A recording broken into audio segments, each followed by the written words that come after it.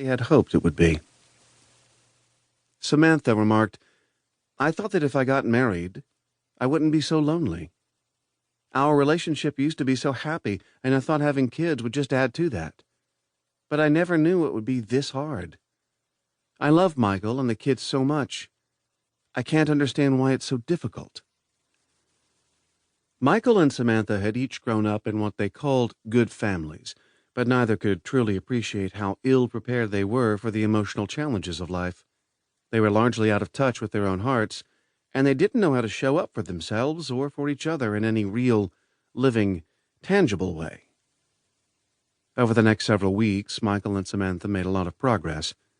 As they explored their stories, they began to see how they had spent years trying to control each other's feelings and needs, something they had learned well in their families growing up. They realized how this actually kept them from being themselves, and how it left Samantha riddled with anxiety and Michael resigned in self-doubt. Their commitment to having a happy family was ironically the thing keeping them from the deeper connection and emotional freedom they truly desired. "How do I avoid doing this to our kids?" Samantha asked. "How can we change this for them?" Michael wondered aloud. As parents ourselves, we understand all too well this craving for happiness. It's an idea that is often expressed by our clients who have little humans in their care. We also understand the deep desire not to mess up our kids. These desires and cravings express our love for them. The bad news is that by trying so hard to avoid the cycles of the past and not face the struggles of the present, we are almost guaranteed to repeat them.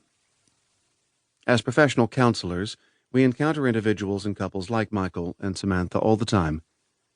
People who love each other and their children deeply, but who discover that their resistance to life's heartache and the attempts to control life's realities and inevitabilities tend to create more problems than they avoid. When we parent from a posture of anxiety, control, avoidance, or shame, rather than from a posture of passion, vision, presence, and surrender to God, we inadvertently create more confusion and pain.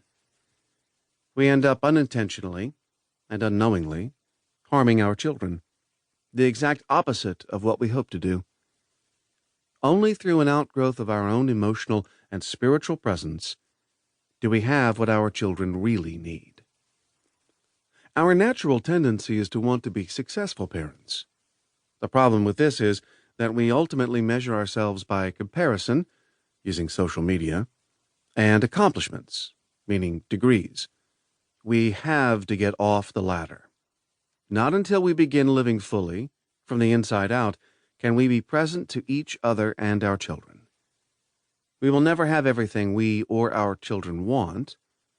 We must come to a place of accepting that we do not have the power to give each other or our children everything we wish or dream, nor do we have the ability to be perfect.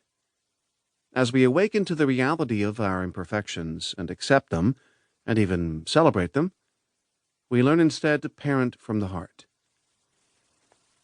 Parenting from the heart.